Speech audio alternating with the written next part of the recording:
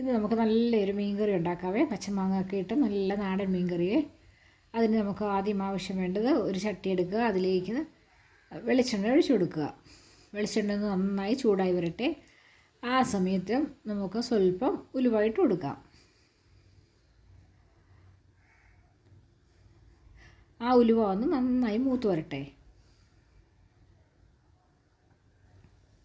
ശേഷം നമ്മൾ ചെറുതാക്കി അരിഞ്ഞു വെച്ച് ഇഞ്ചി ഇട്ട് കൊടുക്കുക.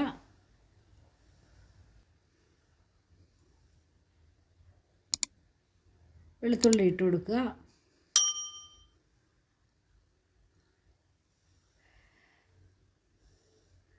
രണ്ടും ചെറുതായി ഒന്ന് മൂത്ത് വരട്ടെ. ആ സമയം നമുക്ക് സവോള ഇട്ട് കൊടുക്കാം. അധികമൊന്നും വേണ്ട, ഒരു അരയിടം മതി.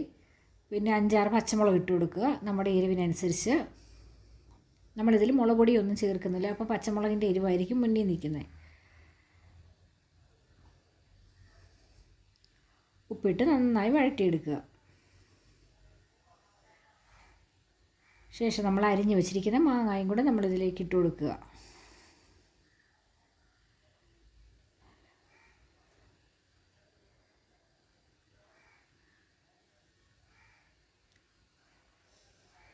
ഇത്തിരി കരിവേപ്പിലയും കൂടി ഇടാവേ.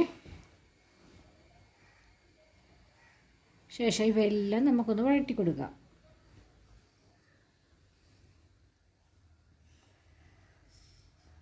അതൊന്ന് ചെറുതായിട്ട് വഴണ്ട് വന്നാൽ മതി. ആ സമയം നമുക്ക് ഇത്തിരി മഞ്ഞൾപ്പൊടി ഇട്ട് വെള്ളം ഒഴിച്ച് ഒന്ന് ഒരു 2-3 മിനിറ്റ് ഒന്ന് കുക്ക് ചെയ്ത് വെക്കുക.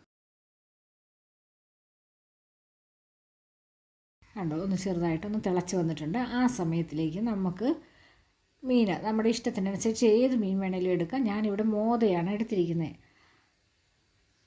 അയലയോ ഏത് മീൻ വേണേലും ഇതിനെടുക്കാവേ. അത് വിട്ട് നന്നായി ഒന്ന് ഇളക്കി നമ്മൾ അടച്ച് വെച്ചൊന്ന് 5-10 മിനിറ്റ് മീൻ വേകുന്ന സമയം അടച്ച് വെക്കുക.